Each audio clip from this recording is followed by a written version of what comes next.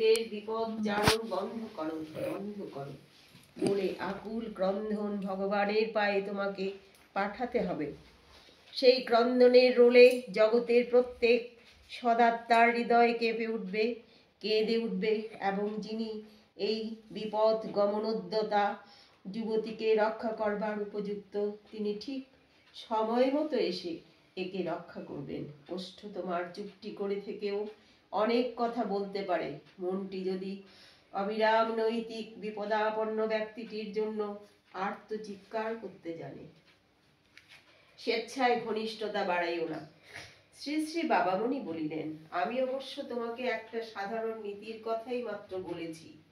অসাধারণ ক্ষেত্র নেই তা নয়, ব্যতিক্রম স্থলও হতে পারে।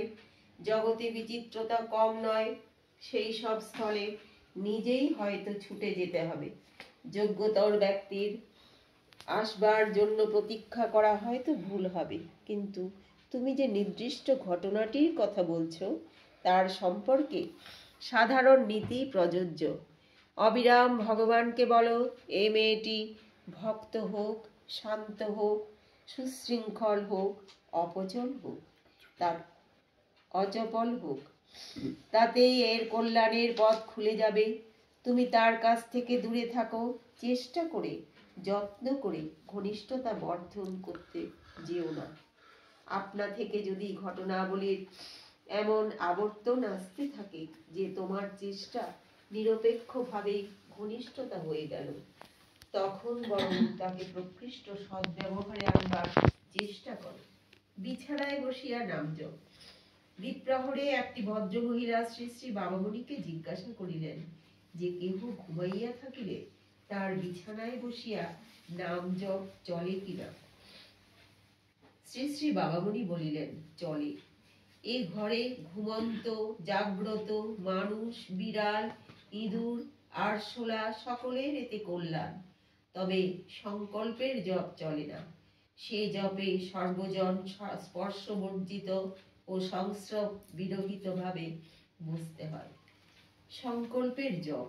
মহিলা জিজ্ঞাসা করিলেন যে সংকল্পের জপ বলিতে কি বুঝিতে হইবে। শ্রী শ্রী বাবামণি বলিলেন, দীক্ষা গ্রহণ মাত্রই তো সংকল্প জপ করা হয়েছে। এ প্রত্যহ প্রাতে, দুপুরে ও সায়ংকালে কৃষ্ণনাম জপ করব। সুতরাং এই 3 বারের জপকে সংকল্পের জপ বলতে হবে। এছাড়া সংকল্পের জপ অন্যরকমও হতে পারে। যেমন, আমি সংকল্প করেছি যে অমুকের চরিত্র সংশোধনের জন্য 1 লক্ষ জপ করব। তুমি সংকল্প করলে যে অমুকের রোগারোগ্যের জন্য 10 লক্ষ জপ করবে। এসব জপ সুচিতা রক্ষা করে এবং অপরের প্রত্যক্ষ বা পরোক্ষ স্পর্শ বর্জন করেই করা উচিত।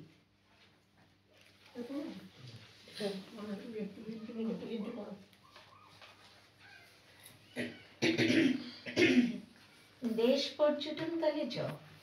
মহিলা জিজ্ঞাসা করিলে, হয়তো এক স্থান থেকে আরেক স্থানে যাচ্ছি, রেল, স্টিমার, নৌকা বা মোটরে যেতে হচ্ছে, তখন নামজপ সম্পর্কে কি করা?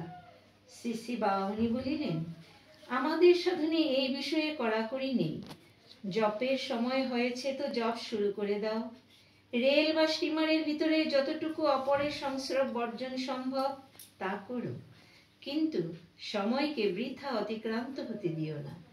সময় মতো জপ করে যাও, তবে লক্ষ্যে পৌঁছে যদি সুবিধা বোধ করো, তবে স্নানাদি সেরে পুনরায় তোমাকে একবার অতিরিক্ত করে জপে বসতে তো কেউ নিষেধ করছে না। স্নানাদির আধ্যাত্মিক উদ্দেশ্য। শ্রী শ্রী বাবামণি বলিলেন, নামের গুণে ব্রহ্মাণ্ড পবিত্র হয়। সুতরাং পবিত্র হওয়ার জন্য স্পর্শ বর্জন বা স্নানাদি নয়। স্নানের ফলে বা অন্তত ভালো করে হাত পা চোখ মুখ ধৌত করার ফলে মনঃসংযমের ক্ষমতা সাময়িকভাবে বেশ একটু আসে। তারই জন্যে স্নানান্তে বা গাত্র ধাবনান্তে ধ্যান জপাতি প্রশস্ত, আর স্পর্শ বর্জনে নিবিষ্টভাবে সহজে আসে।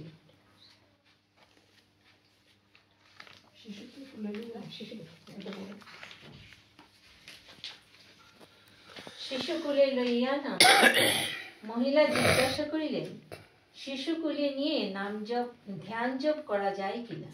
শ্রী শ্রী বামনী বলিলেন, যায়, কিন্তু শুধু শিশুটির কল্যাণের জন্য। আত্মকল্যাণের জন্য যে জপ, তাতে ইচ্ছাকৃত স্পর্শ পরিহার করতেই হবে। মহিলা জিজ্ঞাসা করিলেন যে, জপ করিতে বসিলে যদি কোনো শিশু আসিয়া ছুঁইয়া দে? শ্রী শ্রী বামনী বলিলেন, যাতে না ছোঁয় তার ব্যবস্থা জপে বসবার আগে করে নেবে। তারপরেও যদি ছোঁয় তো ছুঁকগে, তা নিয়ে আর মাথা গরম করে লাভ কি? শ্বাস প্রশ্বাসের জপ তত্ত্ব। টাঙ্গাইলের একটি যুবক আসিয়া শ্বাস ও প্রশ্বাসের নাম জপের তত্ত্ব